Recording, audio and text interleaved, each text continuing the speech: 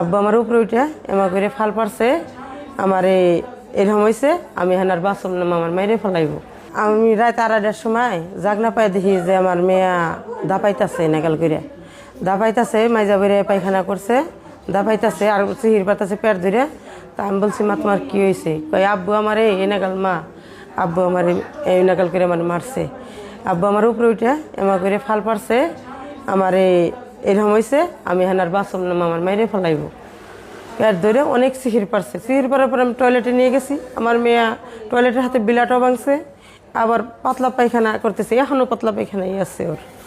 এই অবস্থায় আমি দৌড় পেরে যাই হসপিটালে গুনাপাড়া দেখে, তারপরে তারা সব কিছু দেখলো দেখে আমার এই জায়গায় পাঠাইছে। আমি এনে এসে ভর্তি হয়েছি।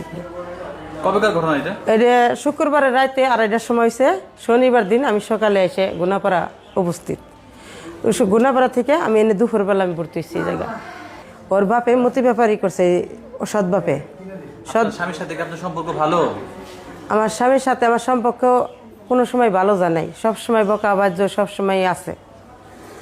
এটা কি স্বামীর সাথে খারাপ সম্পর্ক বিদায় কি দোষ দিচ্ছেন তাকে?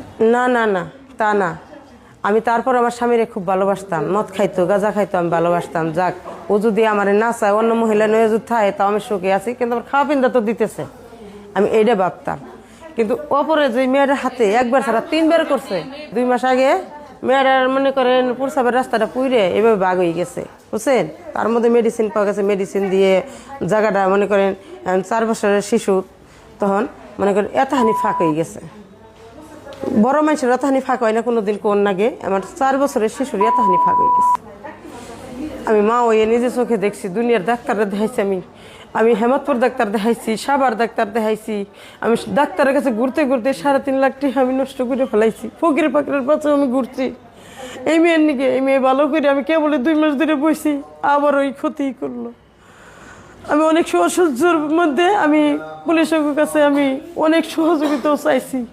তারা উল্টে আমার কয় আপনি যে কেসটা লিখবেন, পরবর্তীতে যদি উল্টে হয় তাহলে আপনার বৃত্তে আসবো। আমাকে আসে যদি আমার বৃত্তে আসুক, তাও আমার একটু সহযোগিতা করে। এনাকাল করে সহযোগিতা কেউ আমার করে নাই।